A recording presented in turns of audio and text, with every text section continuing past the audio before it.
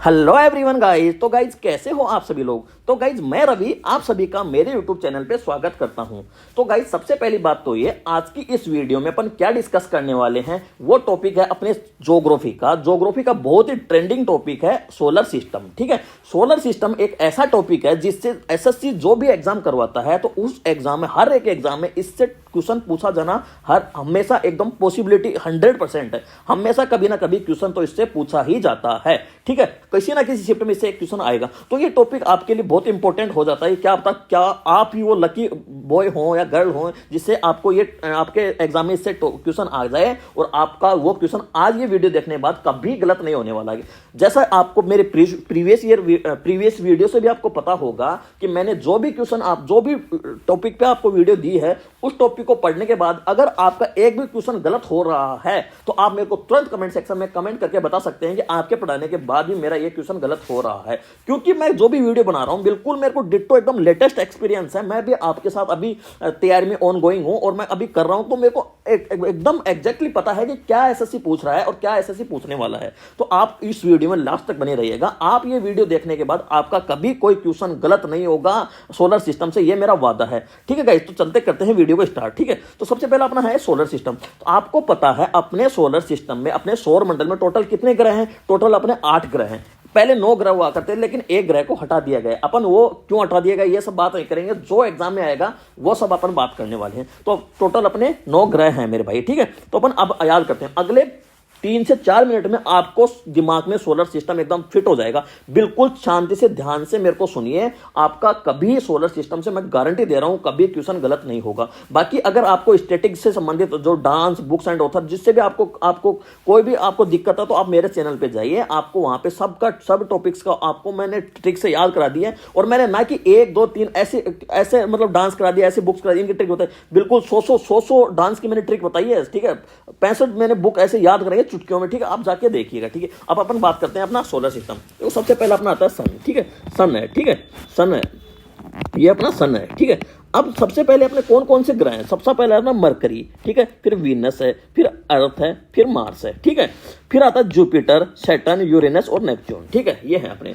तो मरकरी को क्या बोलते हैं? बुध, शुक्र, पृथ्वी, मंगल, बृहस्पति, शनि, यूरेनस और नेपच्यून। ये अपने 8 प्लेनेट है। ठीक है, सबसे पहला क्वेश्चन तो मतलब क्या क्या क्वेश्चन बनते हैं आपको बताता हूं। देखो, सबसे पहले तो ये पूछ लेगा कि सूर्य का सबसे नजदीकी ग्रह कौन सा है, साइज में सबसे बड़ा ग्रह कौन सा है, और कौन से ग्रह है जिसके चक्कर मतलब चक्रियां पाई जाती हैं, मतलब रिंग्स पाई जाती हैं। ठीक है, कौन से ग्रह को नीला ग्रह बोलते हैं, कौन से ग्रह को रेड प्लेनेट बोलते हैं। एक बार भाई डटे रहो, बोल रहा हूं ना, डटे रहो। ठीक है, आपको 100% मैं गारंटी दे रहा हूं आज के बाद में आपको सोलर सिस्टम से कभी क्वेश्चन गलत हो जाए तो तुम्हारा भाई रवि यही है। ठीक है, कभी गलत नहीं होगा। मेरा खुद का तो एक्सपीरियंस है, मैं भी तो एग्जाम देता हूं मेरे भाई। इतना कवर करने के बाद कभी कोई क्वेश्चन गलत नहीं हुआ, ये मैं वादा कर रहा हूं। बिलीव करो, थोड़ा सा बिलीव करो और चैनल को यार थोड़ा सब्सक्राइब कर दो जिससे मैं थोड़ा और मोटिवेट हो जाऊं आपको बताने के लिए। ठीक है, सबसे पहला क्वेश्चन तो ये कि सबसे नजदीकी ग्रह सूर्य का कौन सा है? सूर्य का सबसे नजदीकी ग्रह कौन सा है? बुध ग्रह है। ठीक है, बुध ग्रह। अब आप सबसे पहले एक बात और देखो कि ये जो अपने इनिशियल 4 ग्रह ना जो सूर्य के नजदीक है उनको बोलते हैं इनर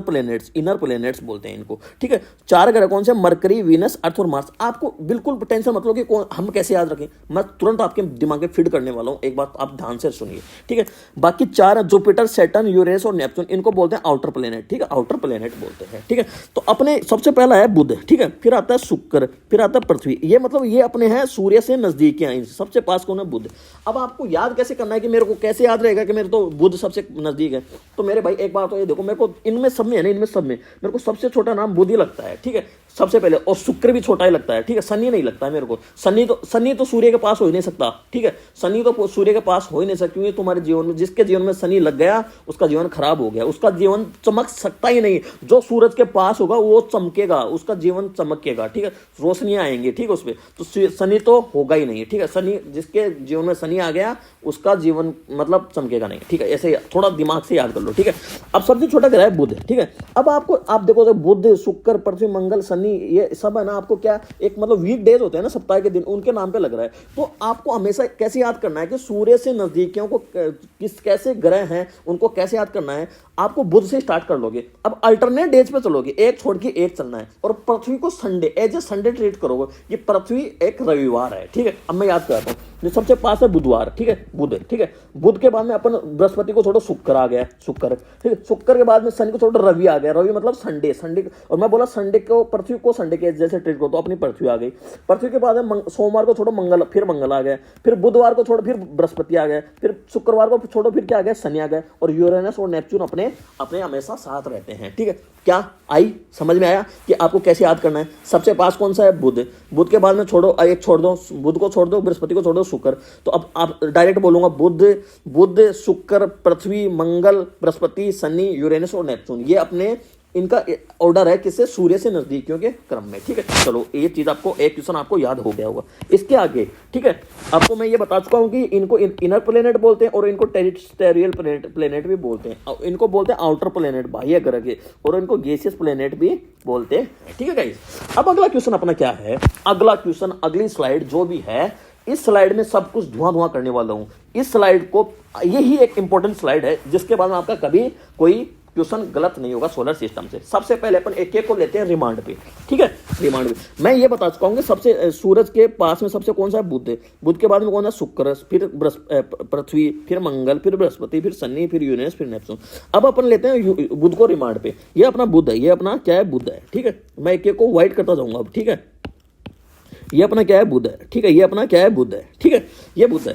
अब बुध को, है ना, बुध को सबसे पहली बात तो है, बुध को क्या बोलते हैं, रोमन गॉड ऑफ मैसेंजर बोलते हैं। रोमन गॉड ऑफ मैसेंजर किसको बोलते हैं, बुध को बोलते हैं, नहीं सबसे बुध को ये बोलते हैं। और ये बुध क्या है, बुध का एक इंपॉर्टेंट क्या है कि ये 88 दिन में अपना चक्कर पूरा कर लेता है। कितने दिन में कर लेता है, 88 दिन में अपना ये चक्कर पूरा कर लेता है। बस इतना आपको बुध से याद कर रखना है। बुध और शुक्र दो ग्रह ऐसे हैं, बुध और शुक्र दो ग्रह ऐसे हैं जिनका पास कोई भी उपग्रह नहीं है, जिनके पास कोई भी उपग्रह नहीं है, ठीक है। अगला अपना आता है शुक्र। बुध को कर लिया रिमांड पे, अब अगला का शुक्र। शुक्र को क्या बोलते हैं, शुक्र को बोलते हैं सबसे हॉटेस्ट प्लेनेट कौन है, शुक्र है। सबसे हॉटेस्ट प्लेनेट कौन है, शुक्र है, ठीक है। शुक्र को और क्या बोलते हैं, sister planet of the earth. Sister planet of the earth, sister planet of the earth भी क्या किसको बोलते हैं, शुक्र को बोलते हैं, ठीक है। Morning and evening star of the earth, morning and evening star किसको बोलते हैं, वो भी बोलते हैं, शुक्र को बोलते हैं। और सबसे स्लो मोशन किसका होता है, शुक्र का होता है। सबसे धीरे जो काम चलता है वो कौन चलता है, शुक्र। बस इतना ही आपको शुक्र से याद करना है। आगे आती है अपनी प्यारी पृथ्वी, प्यारी पृथ्वी आती है, ठीक है। पृथ्वी को क्या बोलते हैं, ब्लू प्लेनेट बोलते हैं। जब आप यूनिवर्स से पृथ्वी को देखोगे ना तो आपको पृथ्वी क्या एकदम नीली दिखाई देगी, ठीक है। तो इसको ब्लू प्लेनेट बोलते हैं, ठीक है। अब आप देखो, अब जो इनके पास बुध और शुक्र के पास कोई ग्रह नहीं है, लेकिन अपने पृथ्वी के पास एक प्यारा उपग्रह और है। कौन सा है, मून। आपको याद रखना है, मून है ना, मून जो पृथ्वी का प्यारा उपग्रह है। चंदा मामा दूर के, और अपन पास में जा चुके हैं चंदा मामा के साउथ पोल पे, ठीक है। और इसको क्या बोलते हैं, सबसे डेंसेस्ट प्लेनेट है ना, सबसे डेंसेस्ट प्लेनेट, सबसे डेंस प्लेनेट कौन है। अब सबसे डेंस प्लेनेट है वो है कौन, अपना पृथ्वी है, ठीक है। सबसे डेंस प्लेनेट कौन है, पृथ्वी। इतनी चीज आपको पृथ्वी से याद रखनी है। फिर आता है ना मंगल। मंगल को क्या बोलते हैं, रेड प्लेनेट भी बोलते हैं। मंगल को क्या बोलते हैं, रेड प्लेनेट। और रेड प्लेनेट इसको क्यों बोलते हैं, क्योंकि इस पे आयरन ऑक्साइड पाया जाता है, ठीक है। मंगल के दो उपग्रह भी अपने जो है फेबोस और डीमोस हैं, फेबोस और डीमोस हैं, ठीक है। Smallest satellite of the solar system कौन है, डीमोस है, ठीक है। और largest volcano and tallest mountain in of the Mars है वो कौन, ओलंपस मॉन्स है, ओलंपस मार्स। मार्स को रेड, इसको किसको बोलते हैं, मंगल ग्रह को मार्स बोलते हैं। मार्स का जो लार्जेस्ट वोल्केनो है उसको क्या बोलते हैं, ओलंपस बोलते हैं मेरे भाई। अगला अपना आता है बृहस्पति। भाई बृहस्पति है ना सबसे बड़ा ग्रह है, देख लो आपको चित्र में दिख रहा होगा, बृहस्पति सबसे बड़ा ग्रह है। अब बृहस्पति और इंपॉर्टेंट, अब भी लेटेस्ट सीजन में पूछा, मंगल और बृहस्पति के बीच में एक बेल्ट पाया जाता है, उसको बोलते हैं एस्टेरॉइड बेल्ट। उसको क्या बोलते हैं, एस्टेरॉइड बेल्ट बोलते हैं, ठीक है गाइस। अगला आता है अपना बृहस्पति। तो बृहस्पति का जो फास्टेस्ट रोटेशन, सबसे बड़ा है लेकिन सबसे तेज दौड़ता है, ठीक है। तो फास्टेस्ट रोटेशन किसने, ये 92 नेचुरल डेज में, जो इसमें 92 नेचुरल सैटेलाइट है बृहस्पति के सबसे बड़ा है, तो इसके सबसे ज्यादा ही सैटेलाइट होंगे, ठीक है गाइस, ठीक है। सबसे ज्यादा ही सैटेलाइट होंगे। और इस बृहस्पति के चारों ओर एक अनक्लियर रिंग भी पाई जाती है मेरे भाई, इसके चारों एक अनक्लियर रिंग भी पाई जाती है, ठीक है। इसके बाद में आता है अपना सनी। सनी को क्या बोलते हैं, देखो सनी को एक येलो कलर होता है, इसका कलर कैसा होता है, इसका येलो।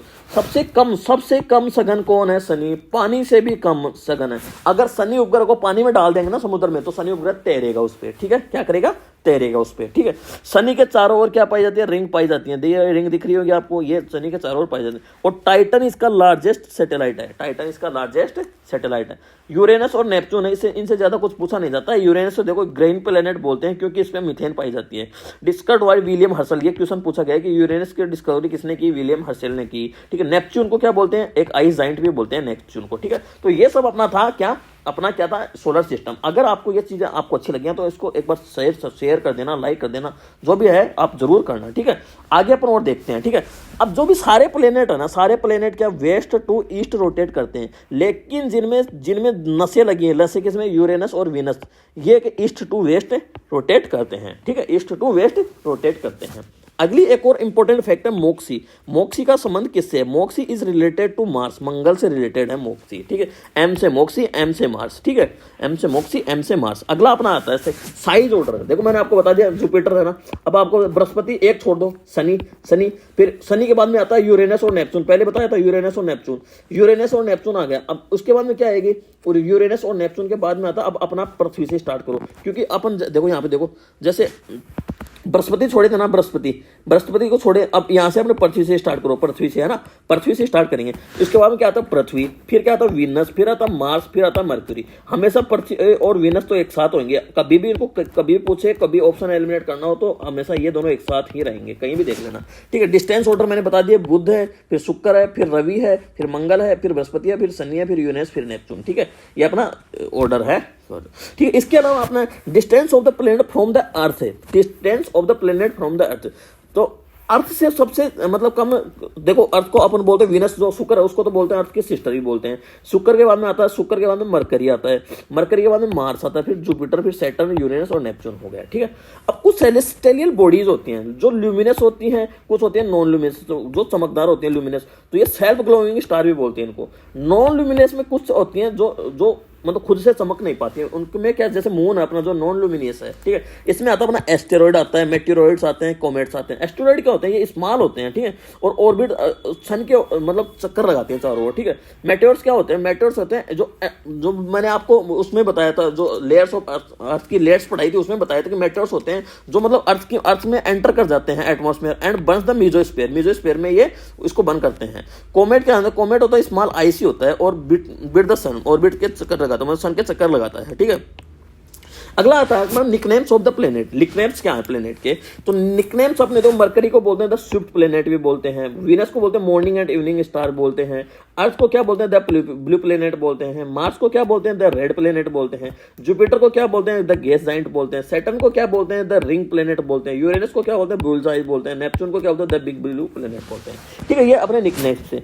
तो गाइस अगर आपको ये वीडियो आपको थोड़ी अच्छी लग रही हो तो आप इसको जरूर लाइक करना, ठीक है। एक दो क्वेश्चन और आपके, the part of sun which is visible to human, human को कौन सा सन का कौन सा पार्ट दिखाई देता है, फोटोस्फीयर दिखाई देता है, ठीक है। The outer most part of the sun which is visible only at the time of solar eclipse, सूर्य ग्रहण के टाइम दिखाई दे, उसको बोलते हैं कोरोना, ठीक है, उसको क्या बोलते हैं कोरोना, ठीक है गाइस। तो ये अपना था सोलर सिस्टम। अब ये सब बताने के बाद में अगर आपका कभी भी क्वेश्चन गलत होता है, बेझिझक आप मेरे को कहाँ कमेंट सेक्शन में कमेंट करके बता सकते हैं। इसके अलावा अगर आप मेरे से मतलब इंस्टाग्राम पे भी आप मेरे को पर्सनली आप कोई भी दिक्कत हो आप मेरे को कमेंट करके जो इंस्टाग्राम है उस पर आप मेरे को मैसेज करके पूछ सकते हैं, ठीक है। टेलीग्राम पे मैं रिप्लाई नहीं दे पाता हूँ क्योंकि बहुत सारे मैसेज होता हूँ, पता ही नहीं चलता, मैं मतलब रिप्लाई देने का मन भी नहीं करता, इतने सारे मैसेज अब समझ ही नहीं आता। इंस्टाग्राम पे आप मैसेज कर सकते हो, ठीक है, वहाँ पे मैं हर एक बच्चे का क्वेरी देखता हूँ और उसका रिप्लाई मैं जरूर करता हूँ, ठीक है। और गाइस पूरा वीडियो देखने के लिए बहुत बहुत धन्यवाद, ठीक है, थैंक यू, ठीक है। और वीडियो को शेयर कर देना और चैनल को सब्सक्राइब और वीडियो को लाइक भी कर देना, ठीक है guys, thank you, bye bye.